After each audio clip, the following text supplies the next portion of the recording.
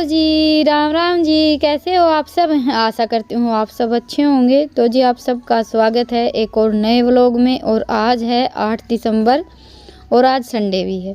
तो संडे का दिन थोड़ा सा स्पेशल तो हमारे लिए होता ही है बच्चों के साथ साथ, क्योंकि आज की जैसे सुबह सुबह इतनी ज़्यादा भगदड़ नहीं होती है। और पता नहीं क्या बात है, जिस दिन बच्चों की छुट्टी रहती है ना, उस दिन मन में एक सुकून सा रहता है कि चलो आज बच्चों को स्कूल नहीं जाना है। उस दिन थोड़ा सा मन में ये होता है कि कहीं ना कहीं हमारी भी छुट्टी ही है। पर ये है कि थोड़ा सा लेट काम पर लगते हैं तो पूरा दिन ऐसे ही निकल जाता है। और बच्चों के साथ तो दिन का पता ही नहीं चलता है। तो अभी टाइम हो गया है, लगभग 9 बज गए हैं और मेरी तैयारी शुरू हो गई है खाना बनाने की। आप सब की भी कई दिन से फरमाइश आ रही थी सरसों के साग की। तो ये कल साग लेकर आए थे, काट कर तो मैंने कल रात को ही रख दिया था, क्योंकि आज सुबह सुबह रितिका की बुआ जी की जाने की तैयारी चल रही थी। लेकिन बाद में फिर थोड़ा सा लेट भी हो गए थे और मन भी नहीं किया। और आज बच्चों की भी स्कूल की छुट्टी थी तो सब घर में इकट्ठा हो रखे थे। तो बस थोड़ा सा ये था कि भाई आज और रुक जाएं, कल चले जाएंगे। तो ऐसे करके सबके बोलने पर इनका जाना तो कैंसिल हो गया था। लेकिन हाँ, खाने की तैयारी मेरी थोड़ी सी जल्दी शुरू हो गई थी। वैसे तो 9 बजे कोई जल्दी नहीं है, पर यह है कि सर्दियों में टाइम का पता ही नहीं चलता है। तो साग को मैंने अच्छे से धोकर फिर हांडी में डाल दिया था और साथ में नमक और थोड़ी सी हरी मिर्च और लहसुन डाल दिया है। बस सारी चीज़ों को मिक्स करके फिर इसको अच्छे से उबाल लिया था। और साग को अच्छे से पकाने के बाद फिर घोट लेते हैं। और अभी मैं लगाऊंगी आलन। तो उसके लिए मैंने ये 1.5 गिलास लस्सी ले ली है और इसमें मिक्स कर लिया है बाजरे का आटा। आलन हमारे यहाँ तो देखिए बाजरे का आटा का ही लगाया जाता है। वैसे तो साग की रेसिपी मैंने आप सबके साथ कई बार शेयर की है, क्योंकि सर्दियाँ आते ही सबसे ज़्यादा खाने में अगर कुछ अच्छा लगता है तो वो है सरसों का साग। तो बस अभी ये हमारा आलन तैयार हो गया है और साग भी तैयार हो गया था, पक चुका है, अच्छे से गल गई हैं सारी की सारी हमारी सब्जियां। तो अभी इसमें ये जो हमारा लस्सी का घोल है ना, ये डाल देते हैं और फिर उबाला आने तक लगातार चलाते रहेंगे। और मैं तो देखिए सिलबट्टे वगैरह पर तो पीसती नहीं हूँ। और अभी सर्दियाँ शुरू हुई हैं तो जैसे सरसों बथुआ सारी सब्जियाँ ही बिल्कुल कच्ची कच्ची हैं, तो 2 भाप में ही गल कर तैयार हो जाती हैं, मतलब कि बड़ी जल्दी पक जाती हैं। तो बस अभी लगातार चलाते हुए इसमें ऐसे खदकने देते हैं साग को। और साथ में चल रही थी हमारी बातें। दोनों चूल्हे सुबह उठते ही जला लिए थे। एक चूल्हे पर मेरी जैसे खाना बनाने की तैयारी चल रही थी और दूसरे पर रख दी थी भैंस की चाट बनने के लिए, जो कि हमारी हर साल की सर्दियों की रूटीन है। सर्दियों में जैसे हम 2 चूल्हे ही जला लेते हैं हमेशा से ही, और एक चूल्हे के पास ये सब बैठे रहते हैं और दूसरे चूल्हे पर मैं खाना बनाती रहती हूँ। और सर्दियों के मौसम में चूल्हे के पास बैठकर गप्पे मारने का भी अपना ही एक मज़ा है। तो जी बस अभी बातों बातों में हमारा साग बनकर तैयार हो गया है और अभी लगाएंगे इसमें तड़का मैं लगाऊंगी सरसों के तेल का ही। वैसे तो हम तड़का अलग से जैसे घी में अपने 2-4 मिर्च मसाले डालकर वो भी लगा सकते हैं, लेकिन मैं तो ऐसे ही लहसुन प्याज डालकर अच्छे से छोंक कर साग बनाती हूँ। तो मैंने तेल गरम किया और उसमें फिर डाल दिया है बिल्कुल थोड़ा सा जीरा और हरी मिर्च, और साथ में अपनी 1 प्याज डाल दी है। प्याज अच्छे से भुनने के बाद फिर इसमें टमाटर और रूटीन के मसाले डाल दिए थे। तो ये हमारा छोंक तैयार हो गया है और अभी इसमें हम डाल देंगे साग। अच्छे से मिक्स करके 5 से 7 मिनट के लिए और पका लेंगे। और देखिए साग तो सबके घरों में बनता है, क्योंकि ये तो दादी नानी की रेसिपी, कुछ नया तो इसमें है नहीं। हाँ, पर तरीका सबका अलग अलग होता है, किसी के घर में कैसे बनता है, किसी के घर में कैसे। तो साग बनकर तैयार हो गया और साथ में बनाएंगे गर्मा गर्म बाजरे की रोटियां। हमारे यहाँ तो देखिए पूरी सर्दी लगभग बाजरे की रोटियां ही बनती हैं, जैसे कहीं कहीं तो मक्का की भी बनाई जाती हैं, पर हमारे यहाँ सरसों का साग और बाजरे की रोटी बनती है। तो जी बस आटा हमारा तैयार है, इसमें नमक और पानी डालकर साथ के साथ गूंथते रहेंगे और बनाते रहेंगे। और सर्दियों के मौसम में देखिए सब्जियों की तो वैसे भरमार ही रहती है। ये सीज़न ये लगा लीजिए कि एक तरह से सब्जियों का ही होता है, ये नहीं सोचना पड़ता कि भैया आज क्या बनाए। पर साग के बगैर सर्दियाँ जैसे अधूरी अधूरी सी लगती हैं। तो इस सीज़न का आज पहली बार हमारे यहाँ साग और बाजरे की रोटियाँ बनी हैं और कई दिन से बड़ा मन कर रहा था सबका। और रितिका की बुआ जी तो हमारे यहाँ जब भी आती हैं, जैसे सर्दियों में तो आना होता है, तो सबसे ज़्यादा इनको भी साग और बाजरे की रोटियां ही पसंद है। और चूल्हे के खाने की तो बात ही कुछ अलग होती है, क्योंकि शहरों का खान पान थोड़ा सा अलग होता है और सच बताऊँ तो जो चीज़ हमें नहीं मिलती है ना, तभी उसकी अहमियत हमें समझ में आती है। जैसे कभी-कभी हम चूल्हे का खाना खाते हैं तो वो एक अलग ही टेस्ट होता है। तो जब भी ये हमारे यहाँ पर आते हैं तो ज़्यादातर जो हमारा गाँव का देसी और पारंपरिक खाना है ना, वही बनकर तैयार होता है।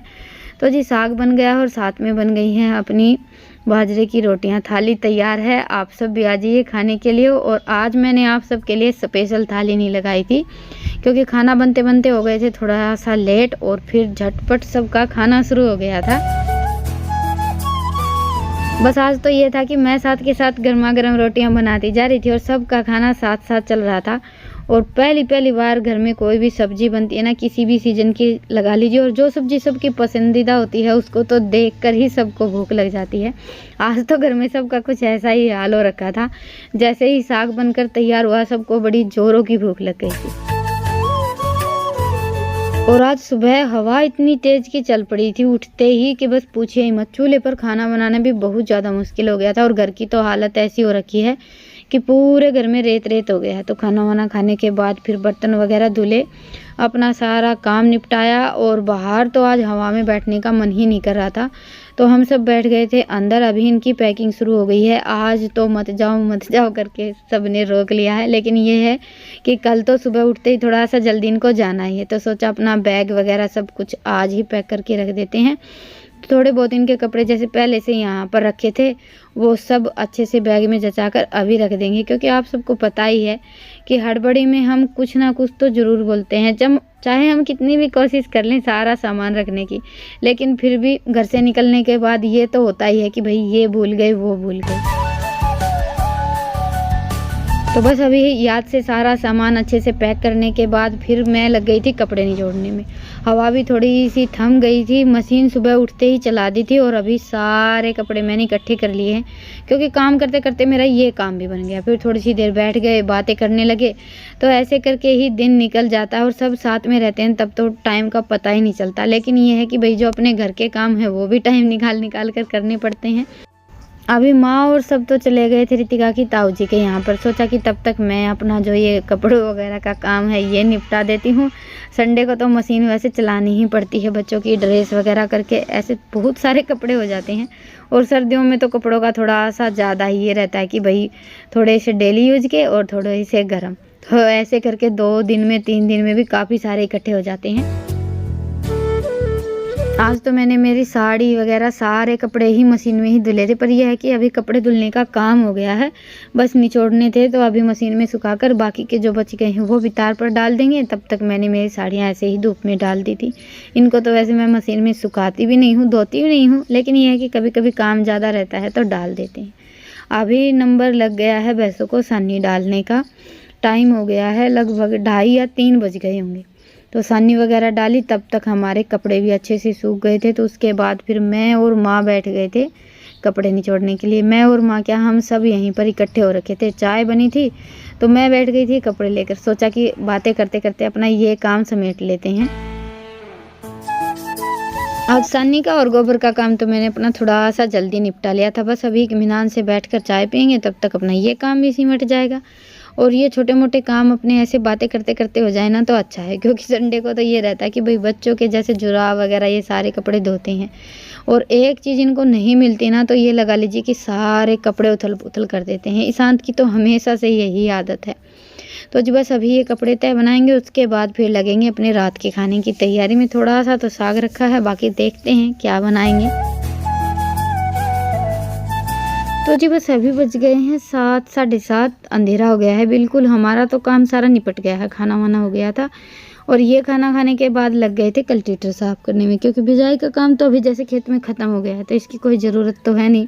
कुछ चीज़ें ऐसी होती हैं जिनकी 6 महीने में ही ज़रूरत पड़ती है। तो अभी इसको अच्छे से साफ़ करके एक तरफ लगा कर छोड़ देंगे। और देखिए ध्यान तो रखना ही पड़ता है, चाहे हमारी घर की चीज़ें हों या फिर खेती की। और ये चीज़ें तो रोज़ रोज़ खरीदी भी नहीं जाती हैं, इनका तो थोड़ा सा ज़्यादा ही ध्यान रखना पड़ता है। तो कई दिन हो गए थे, ये बस आज खेत से लेकर आए थे, तो बस रात को ही अपना वो काम निपटाने में लग गए थे। साथ में ईशांत भी लगा हुआ है। और हमने लगा ली है अभी अपनी चारपाई। तो बस थोड़ी सी देर बैठकर बातें करेंगे। और रितिका बैठ गई है किताबें लेकर। वैसे तो इसको टाइम नहीं मिलता है, अभी 2-3 दिन से तो ऐसा ही चल रहा है। और बच्चों का ये भी होता है कि घर में कोई आ जाता है ना, फिर तो इनको किताब उठाने के लिए बोलो तो 4 तरह का मुँह बनाते हैं, क्योंकि ये रहता है कि अभी डाँट तो हमें लगेगी नहीं। तो इनको अच्छा खासा मौका मिल जाता है पढ़ाई से पीछा छुटाने का, क्योंकि ज़्यादातर तो बच्चों को देखिए पढ़ाई के लिए डाँटना ही पड़ता है, बिना कुछ बोले तो ये किताबें लेकर बैठ जाएँ, ऐसा तो हो नहीं सकता। वो फिर चाहे बच्चे छोटे हों या फिर बड़े हों। और सच बताऊँ तो जैसे-जैसे बच्चे बढ़ते जाते हैं ना, वैसे-वैसे हम माँ-बाप की ज़िम्मेवारियाँ बढ़ने लगती हैं। हर बात के लिए बहुत ही ज़्यादा ध्यान रखना पड़ता है, वो चाहे पढ़ने का हो या फिर खेलने-कूदने का हो।